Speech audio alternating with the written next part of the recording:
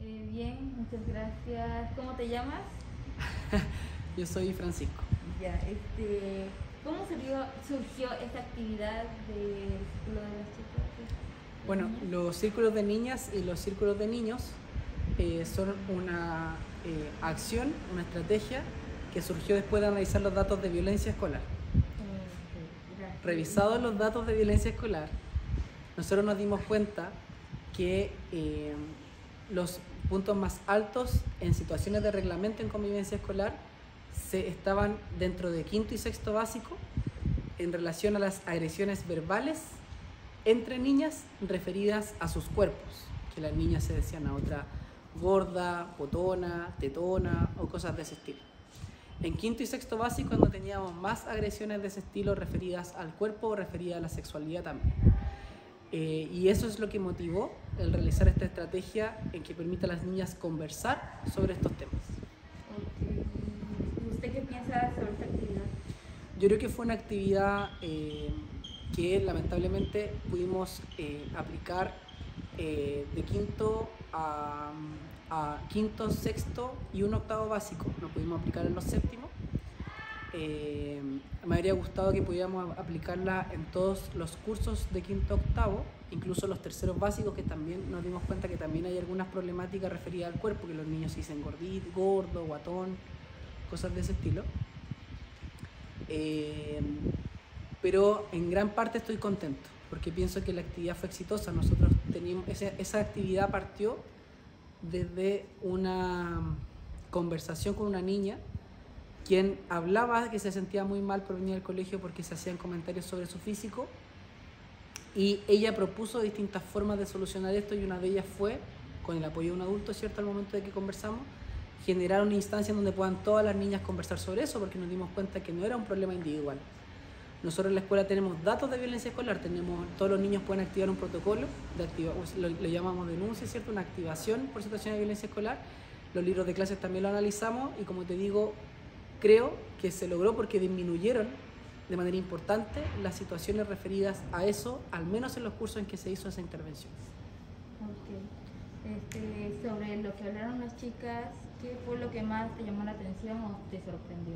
Lo que más me sorprendió fue que las niñas eran muy conscientes por qué pasaban las agresiones verbales referidas al cuerpo. En el sexto básico, no puedo decir los nombres porque una regla del círculo de niñas es que todo queda en ese espacio, ¿cierto? Es un espacio de mucha contención emocional entre ellas también. Y con el apoyo del psicólogo o la psicóloga o la trabajadora social que colabora en esta instancia, o el profesor también en algunos casos. En el círculo de niñas lo que más me llamó la atención, como te mencionaba, es que las niñas eran muy conscientes del por qué ocurrían esas cosas. Una niña en sexto básico mencionaba que cuando van todos en cuarto básico se sienten todos muy iguales, como que no hay cambios corporales que los llevan a molestarse sobre sus pechos, sobre su trasero o cosas de ese estilo. Sin embargo, en quinto hay un quiebre importante y los chiquillos no tienen que aprender a manejar esos cambios en su cuerpo. Y también otro factor que lleva a la agresión, decía las mismas niñas, pero en este caso del quinto A, era la presión que muchas veces ejercen las mismas familias.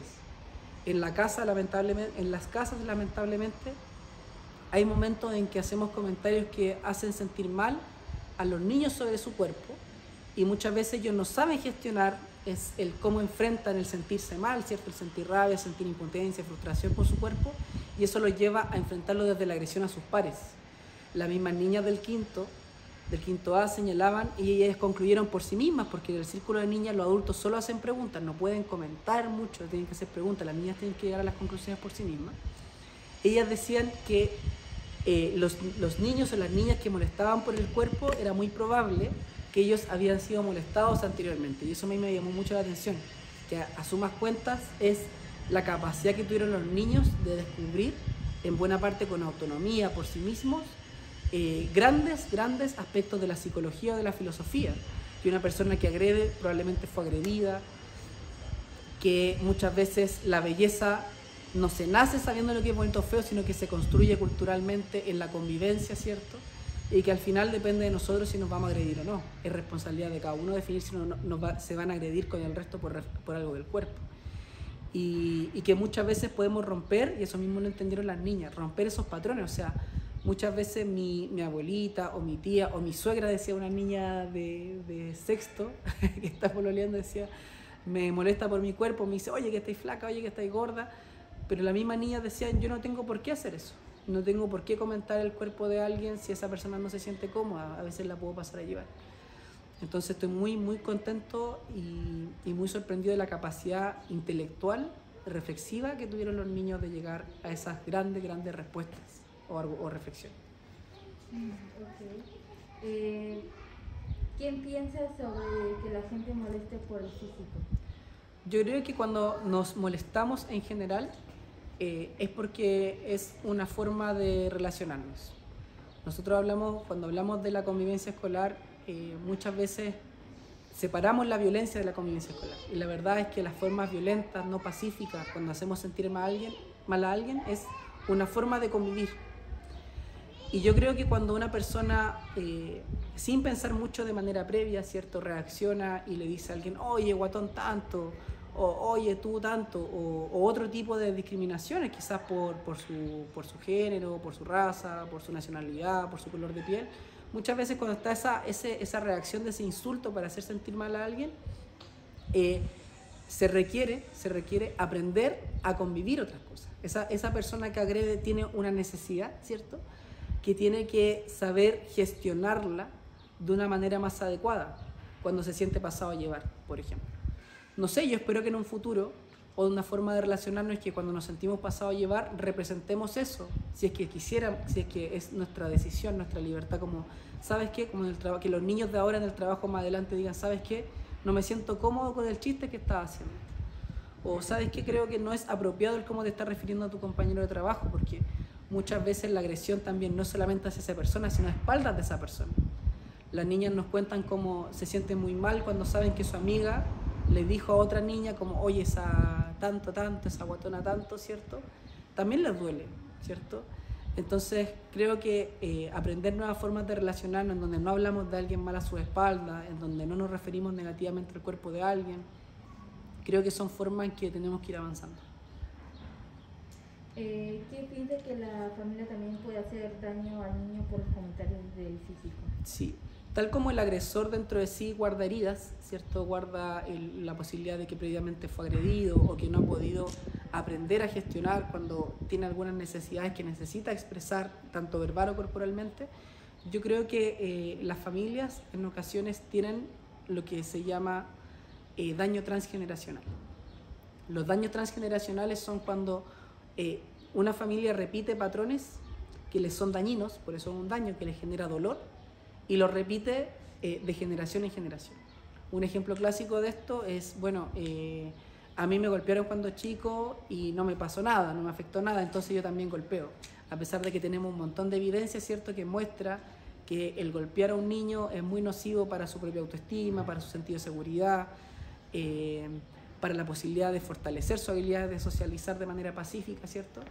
Eso es un ejemplo. Yo creo que un daño transgeneracional es que muchas veces hacemos cosas, y en todas las familias está presente, que no son sanas para esa misma familia, para ese mismo adulto, pero ese niño lo replica y el niño aprende por imitación, entonces va pasando de generación en generación.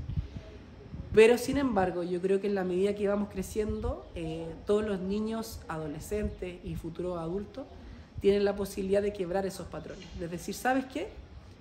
Mi mamá me hizo sentir muy mal cuando opinaba de mi cuerpo y me decía todos los días que estaba muy gordita o que tenía que bajar de peso. Porque en mi mamá hubo una atención muy de cuidarme, ¿cierto? De decir que tengo una buena salud, todo, y quizás no tuvo las herramientas más adecuadas para decírmelo de buena manera. Entonces yo ahora, como futura mamá, voy a decirle a mi hija de manera respetuosa que tiene que cuidar su alimentación. Y me voy a preocupar no solamente diciéndoselo, sino que me voy a preocupar que en la casa todos comamos saludablemente, que ella no tengamos galletas para sacar con libertad todo el día o enviarle una colación saludable. Yo creo que una persona que logra tener esa reflexión de decir, me hicieron esto y me dolió, pero yo veo que esa persona quería cuidarme o quería hacer algo bueno para mí y yo tengo otras estrategias para enfrentarlo, es algo en lo que podemos avanzar. Yo creo que por más que tuviste una familia que no pudo haber tenido muy buenas intenciones, pero no lo hizo de la forma más saludable posible para todos, de mayor bienestar para todos, está la responsabilidad de cada uno de decir, bueno, yo puedo, con el cariño hacia mi familia, porque el amor a la familia siempre está presente, ¿cierto? Dar un mayor bienestar a quienes vienen en el futuro o con quienes me relaciono. ¿Podríamos buscar una manera para que la familia dejara de hacer estos comentarios? Yo creo que parte importante y esa responsabilidad la tienen las mismas niñas. Yo creo que los adultos somos facilitadores y colaboramos en que las niñas, en este caso las niñas que están en este círculo, no solamente construyan respuestas por sí mismas, sino que vean formas de solucionar eso. Y voy a dar un ejemplo, que en el octavo A, en el círculo de niñas, una niña, que no voy a decir su nombre tampoco, ella dijo, bueno, ¿sabes qué? Una de las cosas que me molestan, porque no solamente hablamos del cuerpo, también hablamos de qué pasa cuando los hombres nos observan o situaciones de ese estilo, o los hombres observamos, yo soy hombre, ¿cierto? Las chiquillas decían,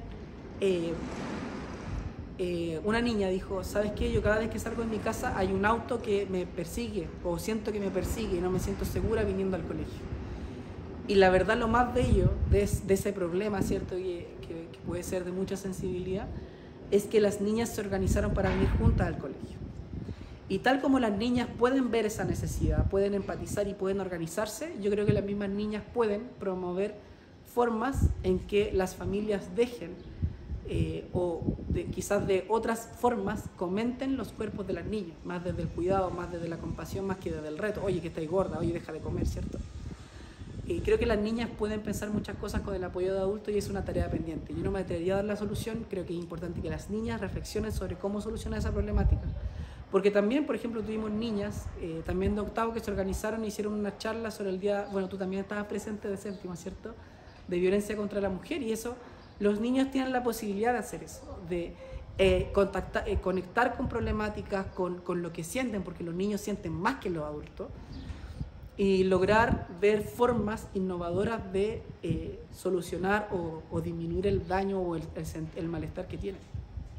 Okay. ¿Qué piensas sobre las agresiones que le hacen a los niños y a las niñas? Agresiones como cuáles? Físicas, verbales, psicológicas. Sí, bueno, como te mencionaba, yo creo que el agredirse es una forma de convivir, que en la medida de que vamos aprendiendo otras maneras de gestionar nuestras emociones, podemos estar en un mayor bienestar. Yo creo que las agresiones, tenemos que ser cuidadosos de no estigmatizar a los niños como usted es el que agredió y va a estar siempre así, usted hizo este daño y va a estar siempre así. Yo creo que tenemos que comprender que los niños están en constante cambio, que están constantemente aprendiendo formas de relacionarse, y mejores formas de relacionarse. Y como me decía hoy día una niña de séptimo en un grupo de investigación que estamos llevando, ella dijo, bueno, creo que es importante que los adultos nos tengan paciencia. Esa niña me decía, yo a inicio de año tenía muchos problemas con las peleas, con la rabia, y yo de verdad quería mejorar, pero muchas veces sentía la presión de que me retaban, me sentía ahogada y al final sentía que tenía más ganas de agredir al resto o agredir a la institución. Pero esa niña, que ahora es una destacada deportista, que una reconocida líder, porque sus mismos compañeros la reconocen como una líder, ella dijo, bueno, ahora yo sé que no soy así y que aprendí no a hacerlo, aprendí a hacer esto y esto y esto cuando me pasa esto.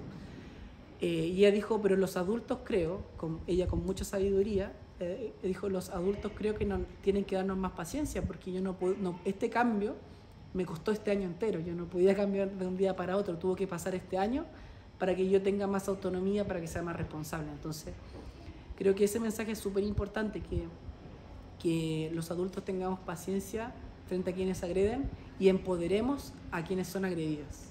Las niñas que son agredidas no funciona mucho, la verdad, es quitarnos con el agresor. Lo que funciona es empoderarlas, que transformen eso que les afecta en una causa para que puedan mejorar no solamente su vida, sino la del resto. Acá en la escuela, con mucho orgullo, puedo decir que hemos tenido niñas que han sido agredidas, por ejemplo, con temas referidos al cuerpo, y ellas también han levantado campaña o han participado en estos círculos de niñas y han dado su opinión con mucha fuerza sobre cómo no agredirse, qué alternativas tener al respecto, de no hablar a espaldas de sus amigas de mala manera. Creo que no puedo estar más orgulloso y más agradecido de ser espectador de cómo las niñas logran empoderarse en el caso de ser víctimas de una agresión y cambiar y mejorar sus conductas en el caso de los o las agresores. ¿Crees que las inseguridades del cuerpo se pueden crear por familiares y amigos?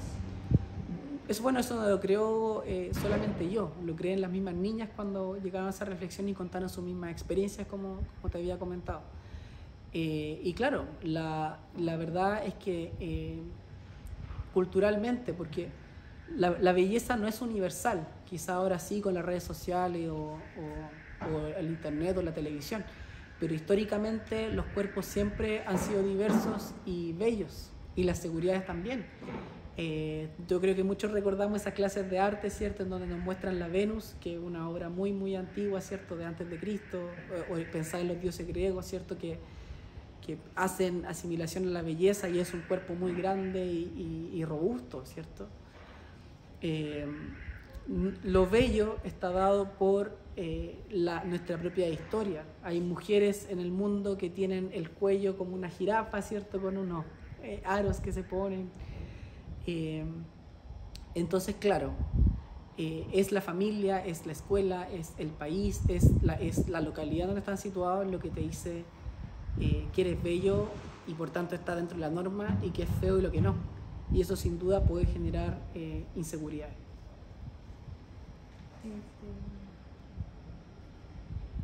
Al escuchar lo que contaron las chicas, ¿qué sintió en ese momento? Como te había mencionado, sentí mucha gratitud o agradecimiento hacia la vida, porque yo creo que una de las cosas maravillosas de trabajar con niños y niñas es que, como te mencionaba, los niños sienten más y mejor que los adultos. Entonces, el poder percatarme que las niñas pueden llegar a esa reflexión y que la sientan, así como de verdad, corporalmente, de atreverse a llorar, de conversarlo, me siento muy agradecido, porque en la vida de los adultos no estamos muchas veces tan acostumbrados a la vulnerabilidad, a expresar nuestra emoción o a atrevernos a pensar distinto a lo que piensa el resto. Lamentablemente muchas veces los adultos nos dejamos llevar por la mayoría, y en ocasiones los niños también, pero en este espacio como el círculo de niñas o de niños que se atrevan a contar su problemática y a problematizarla y ponerse límite entre ellos, lo resultó maravilloso. Yo me acuerdo de un círculo de niños en donde un niño dijo, no, es que yo odio a los gays, y los compañeros dijeron, ya, así como que en su forma de ser, pues ya, ¿cómo se te ocurre? ¿Cómo decís eso? O está bien que las mujeres sean las que limpien, nosotros no. Y los mismos chiquillos, como atreverse a no solamente a cuestionar, pero también a preguntar, ya, pero ¿por qué tú decís que odias a un gay, por ejemplo? Es interesante y sobre todo porque cuando uno está en esa instancia, los adultos muchas veces estamos acostumbrados a decirle a los niños lo que tienen que hacer, lo que tienen que pensar, pero cuando uno está en un círculo que escucha a los niños, uno justamente tiene que escuchar y hacer preguntas. Entonces, me siento muy afortunado de ser testigo de cómo los niños llegan a esas conclusiones que son tan potentes y que nos invitan a vivir mejor, vivir más tranquilos, vivir sin agredirnos. ¿En qué manera los prejuicios y los estereotipos dañan a los niños? Yo creo que esa es una pregunta bien compleja, que pueden haber muchas respuestas posibles, pero hay un poema de Gloria Santa Cruz que yo creo que lo encarna muy bien, que es